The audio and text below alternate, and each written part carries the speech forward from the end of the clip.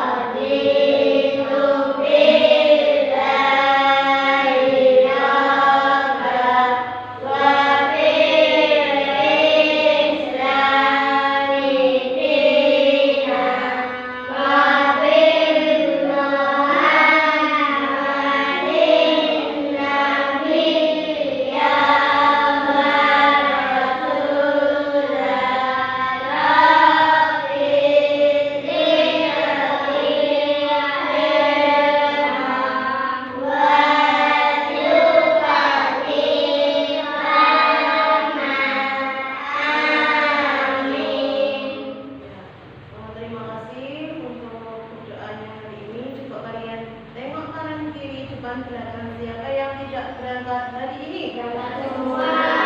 Oke, guru ingin menanyakan kabar ke kalian. Bagaimana kabar hari ini? Sehat. Ya. Sekali lagi, yang semangat. Bagaimana kabar hari ini? Ya,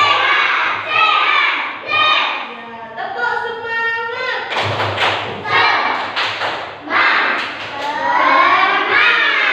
Tetap sukses.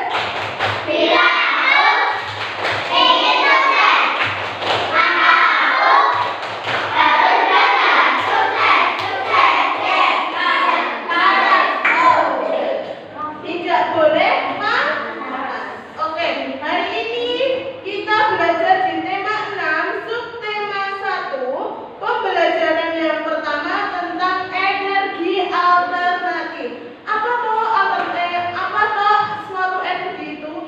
Apa energi itu? Kita akan belajar hari ini. Nah, sebelum kita belajar, kita menyanyikan lagu layang-layang. Siapa yang di rumah sering main layang-layang? Siapa yang pernah buat layang-layang sendiri bersama orang tua? Ya, banyak ya yang sudah bisa. Oke, hari ini kita menyanyikan lagu layang-layang bersama-sama ya. Bisa ya?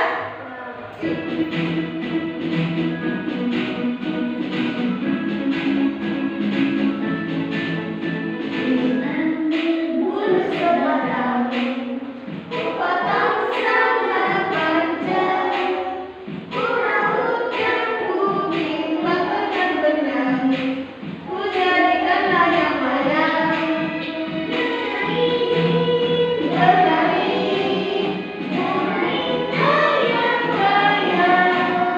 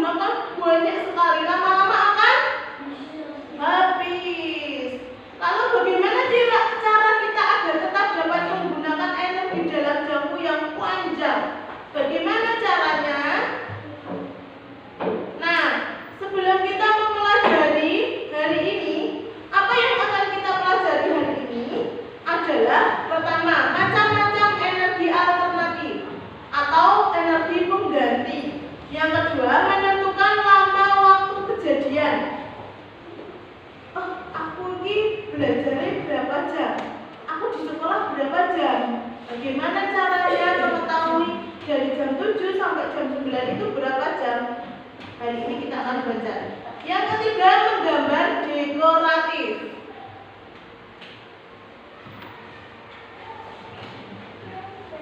Nah, ada 3 tujuan ya tadi untuk pembelajaran hari ini. Coba perhatikan video yang akan guru berikan berikut ini tentang energi, sumber energi, dan tentang caranya.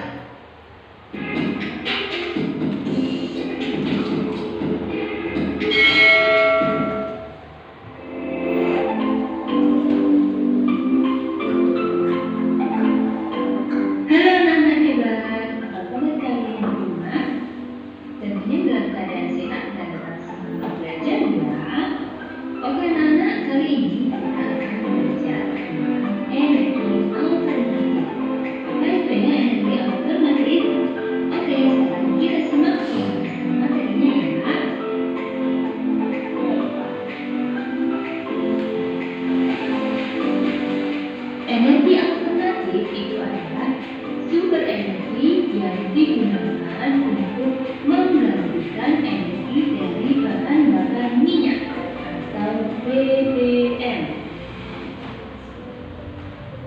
Nah, energi alternatif itu pencarian dan penggunaannya sudah diusahakan manusia karena semakin menipisnya persediaan bahan bakar. Nah, berikut ada beberapa contoh energi alternatif. Yang pertama, energi panas matahari. Kemudian ada energi gerak angin atau bayu. Kemudian ada energi gerak air. Nah, energi alternatif sendiri itu ada kelebihannya. Yang pertama, ketersediaannya melimpah karena dari alam. Kemudian ramah lingkungan yang artinya tidak merusak lingkungan ya. Kemudian mudah diperoleh. Nah, ketiga, energi tersebut dapat diubah menjadi energi listrik untuk menggantikan energi bahan bakar minyak. Nah, dengan penemuan tersebut diharapkan manusia mulai mengurangi ketergantungannya pada BBM ya. Oke anak-anak, sekarang kita akan bahas satu persatu.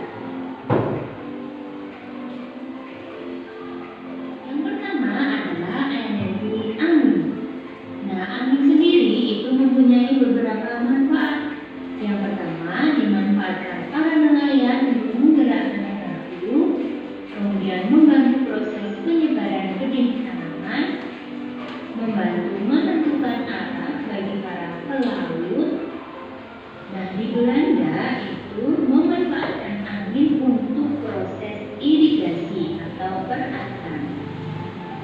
Dan angin dimanfaatkan untuk berolahraga seperti terjun payung atau para layang. Nah, angin sendiri itu dimanfaatkan untuk pembangkit listrik tenaga bayu atau PLTB. Nah, PLTB sendiri itu ada kelebihan dan kekurangannya loh. Nah, kelebihan dari PLTB yang pertama, sumber energinya yang tidak akan habis karena angin atau bayu itu berasal dari awan ya. Kemudian tanpa mencemari lingkungan, artinya PLTB ini ramah lingkungan. Kemudian energi angin memiliki potensi yang sangat besar untuk membuat skala yang besar. Listrik yang dihasilkan dari energi angin tersebut tidak menimbulkan emisi yang bisa menyebabkan hujan asam dan efek rumah kaca.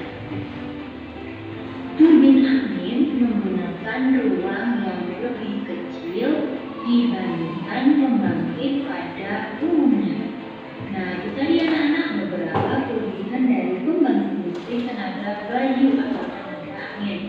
Nah, tetapi ada kekurangannya ya. Nah, sekarang kekurangan dari Yang pertama, kekuatan angin itu tidak selalu tetap ya anak-anak ya. Kemudian PLTB ini memadukan biaya yang mahal. Selain itu, memerlukan biaya perawatan yang tinggi juga. Nah, PLTB itu membutuhkan turbin angin yang banyak sehingga membutuhkan area yang sangat luas. Turbin angin bisa menjadi ancaman bagi kehidupan liar. Misalnya, burung dapat terbunuh atau terluka jika terbang ke arah turbin. Nah, ini tadi anak-anak kelebihan dan kekurangan dari pembangkit listrik tenaga kayu atau tenaga angin. Nah, sekarang kita akan bahas tentang energi gerak air ya.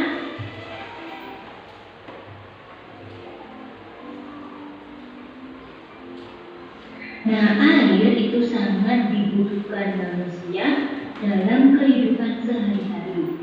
Contohnya, untuk mandi, memasak, mencuci, kemudian mengairi sawah untuk para petani, kemudian menyiram tanaman, olahraga air seperti arung jeram. Nah, gerak air sendiri ini dimanfaatkan untuk pembangkit listrik tenaga air. Nah, jadi gerak air ini bisa dijadikan sebagai energi alternatif atau energi pengganti bahan bakar minyak. Nah, sekarang bagaimana dengan energi matahari?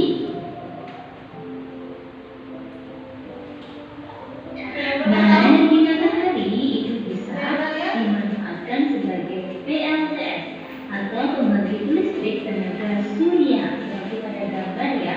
Nah, pada gambar itu adalah pembangkit listrik tenaga surya, pembangkit listrik yang memanfaatkan energi panas matahari. Nah, sekarang apakah masih ada energi alternatif selain air, angin, dan matahari? Ya, tentunya ada ya. Nah, di sini ada yang namanya briquet. Apa itu briquet? Briquet adalah bahan bakar alternatif pengganti batu bara yang menyerupai arang. Jadi briquet itu adalah bahan bakar alternatif pengganti batu bara dan bentuknya itu menyerupai arang ya anak-anak ya. Nah, briquet itu tidak terbuat dari kayu, melainkan dari sekam padi, jerami, batok kelapa, atau dedaunan. Nah, briquet walaupun menyerupai arang tetapi tidak terbuat dari kayu. Nah, penggunaan briquet sendiri dapat mengurangi pencemaran lingkungan karena memanfaatkan barang-barang di sekitar kita seperti sekam padi, jerami, batok kelapa, dan juga dedaunan. Nah, briquet itu bentuknya seperti pada gambar ya anak-anak ya, menyerupai arang tetapi tidak terbuat dari kayu. Briquet sendiri dapat digunakan untuk memasak. Dan jika dibakar, briquet itu tidak menimbulkan asap. Nah, ternyata briquet itu kalau dibakar tidak menimbulkan asap. Dan briquet sendiri dapat digunakan sebagai bahan bakar untuk menghasilkan listrik pada pembangkit listrik tenaga uap atau PLTU. Nah, selain briquet, bahan bakar alternatif ada yang dari kotoran hewan.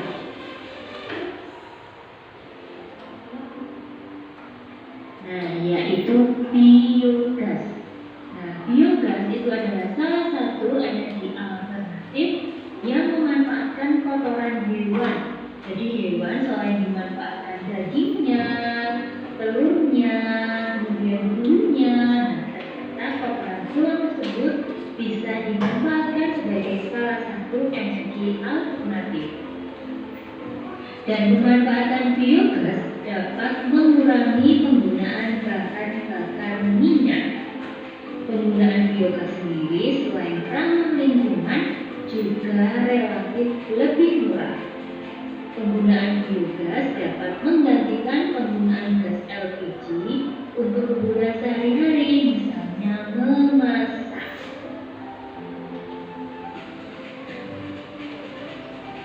Nah, itu tadi beberapa penjelasan tentang energi alternatif. Nah, jadi hari ini anak-anak belajar beberapa energi alternatif sebagai pengganti penggunaan bahan bakar minyak. Di antaranya ada PLTA, yaitu pembangkit listrik tenaga air. Kemudian ada PLTB, dan pembangkit listrik tenaga kayu atau pembangkit listrik yang memanfaatkan tenaga angin. Kemudian ada PLTS, yaitu pembangkit listrik tenaga surya yang memanfaatkan energi panas matahari. Kemudian ada biogas. Biogas tadi adalah bahan bakar alternatif yang diperoleh dari kotoran hewan.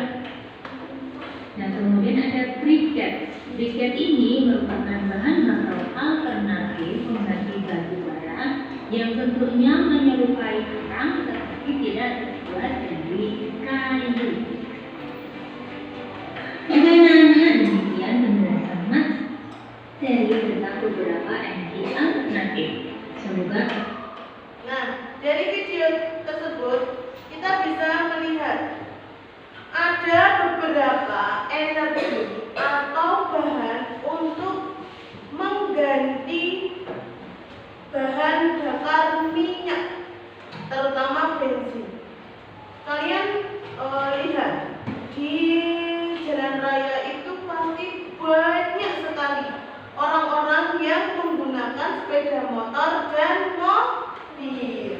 Kalau semakin hari semakin banyak yang menggunakan mobil dan motor, maka lama-kelamaan bensin itu akan habis. Maka dari itu ada yang menciptakan motor bertenaga air. Jadi motor itu dengan diisi air bisa jalan, tapi harganya juga masih mahal. Kenapa, Mbak? Nah, selain itu, selain bahan bakar, kita juga diharuskan untuk mengganti dengan bahan bakar lain. Kemudian bahan bakar yang lain itu kita cari yang berasal dari alam. Contohnya tadi ada apa saja yang bisa digunakan untuk PLTA tadi?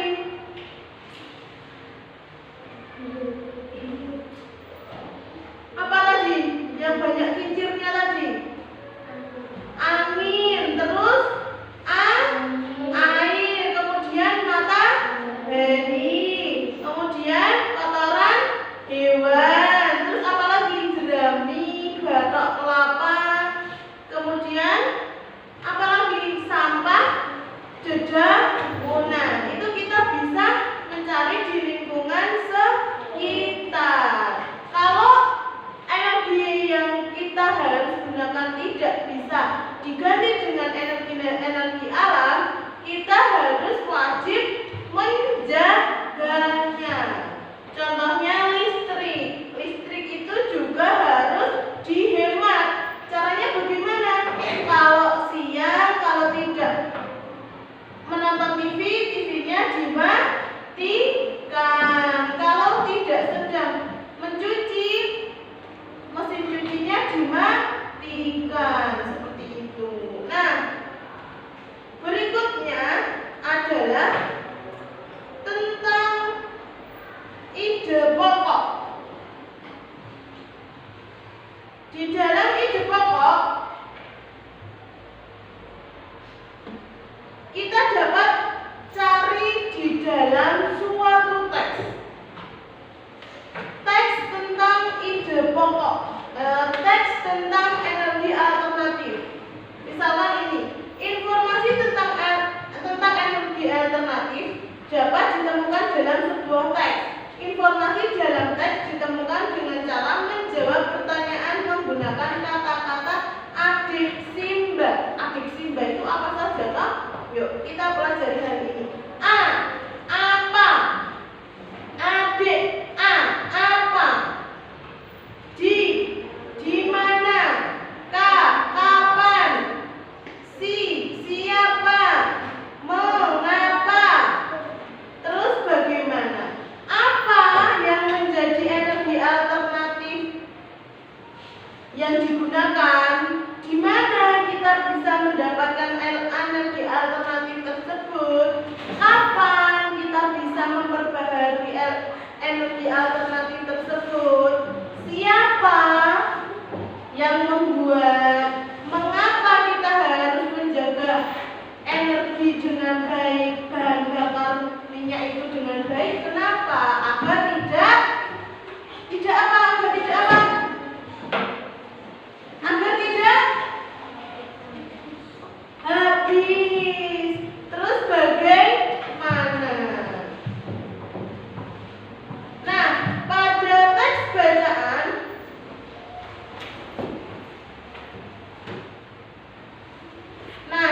penjelasannya apa? Apa digunakan untuk menanyakan nama atau jenis peristiwa yang terjadi di dalam teks. Contohnya, apa yang dimaksud dengan sumber energi? Apa yang harus kita lakukan? Nah, itu dengan kata tanya apa. Yang kedua, di mana? Di mana? Untuk menanyakan tempat berlangsungnya peristiwa pada teks. Di mana sebaiknya pembangkit listrik tenaga angin dibuat? Di mana sebaiknya tenaga surya dibuat? Nah, kemudian kapan? Kapan digunakan untuk menanyakan waktu terjadinya peristiwa pada teks. Contohnya, kapan kita dapat menggunakan energi alternatif? Yang selanjutnya adalah siapa. Siapa digunakan untuk menanyakan tokoh atau pelaku yang terlibat dalam peristiwa yang terjadi pada teks. Contohnya, siapa yang memiliki kewajiban untuk menghemat penggunaan energi? Siapa? Siapa yang wajib?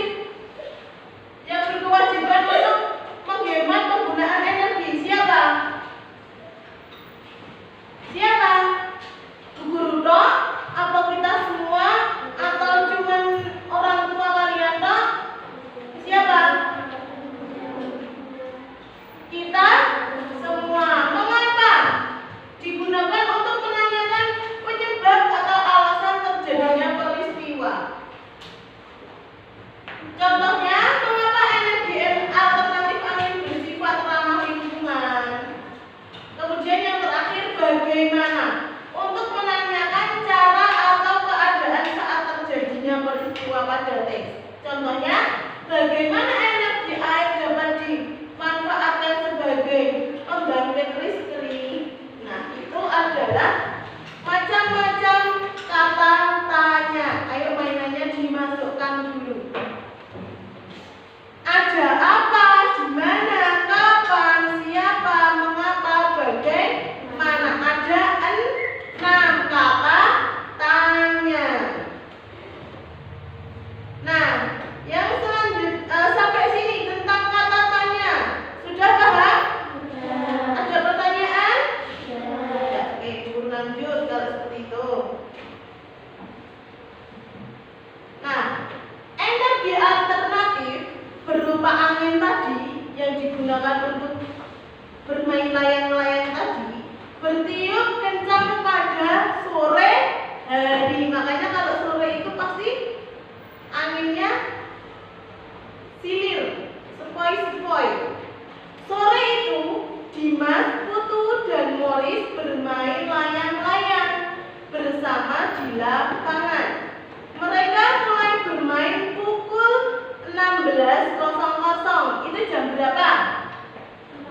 Jam 4 sampai pukul 16.30. Itu jam berapa? Setengah 5. Berarti berapa menit mereka bermain layang-layang? Berapa?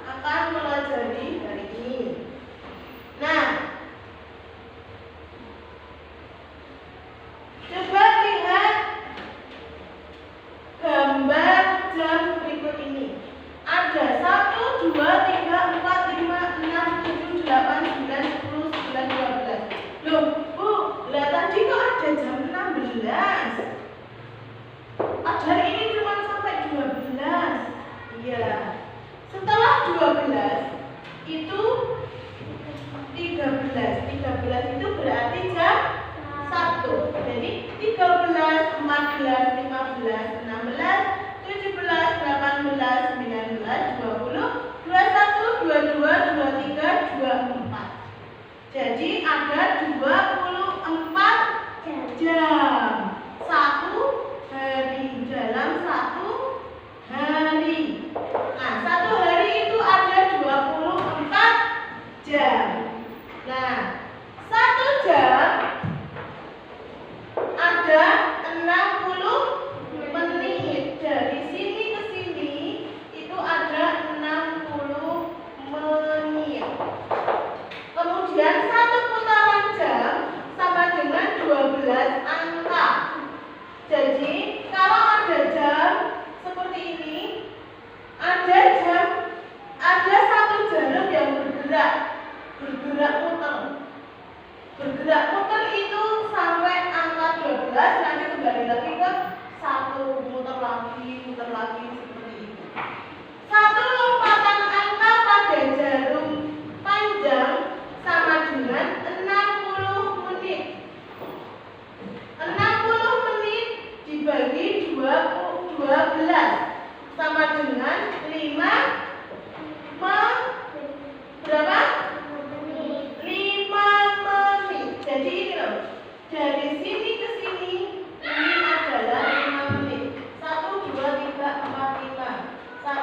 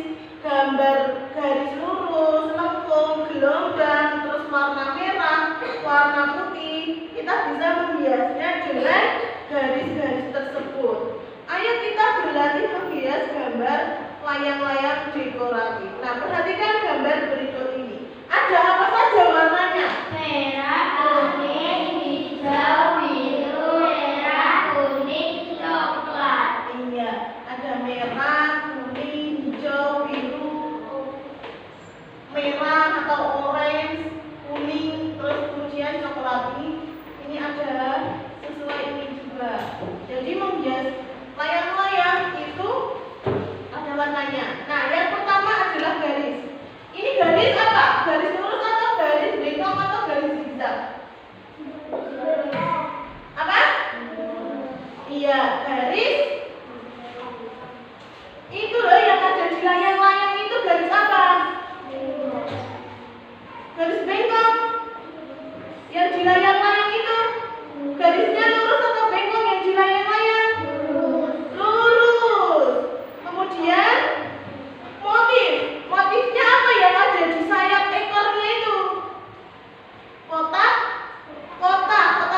kecil-kecil. Nah, tadi ada warnanya yang bermacam, ada warna oranye, ada hijau, ada biru, kuning, dan lainnya.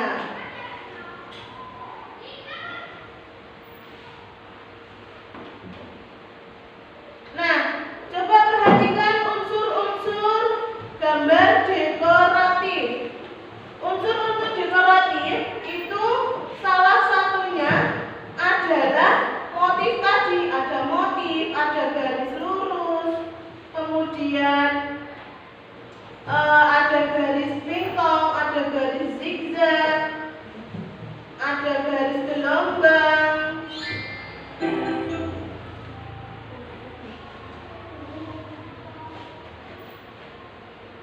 Kalau seperti ini garis apa?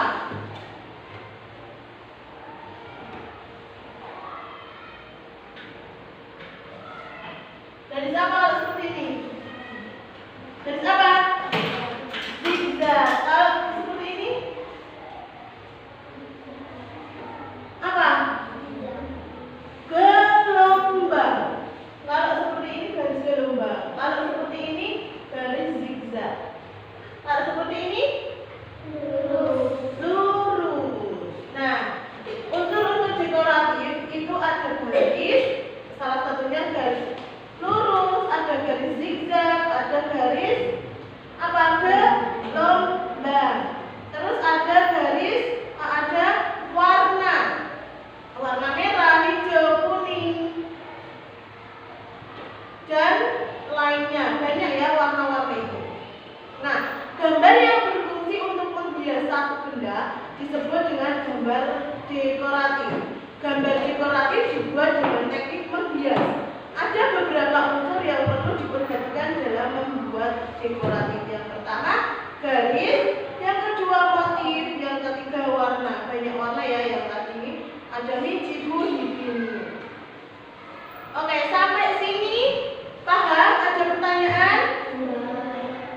Tidak? Oke, kalau begitu guru minta untuk membuat kelompok. Sekarang kelompoknya 4 kelompok. 3 aja. Ini ada 12 ya. Ada 12, kelompoknya 3. Sekarang guru minta dengan warna merah, hijau, kuning. Kembali lagi, merah, hijau, kuning. Merah, hijau, kuning. Merah, hijau, kuning. Paham? Oke, yuk.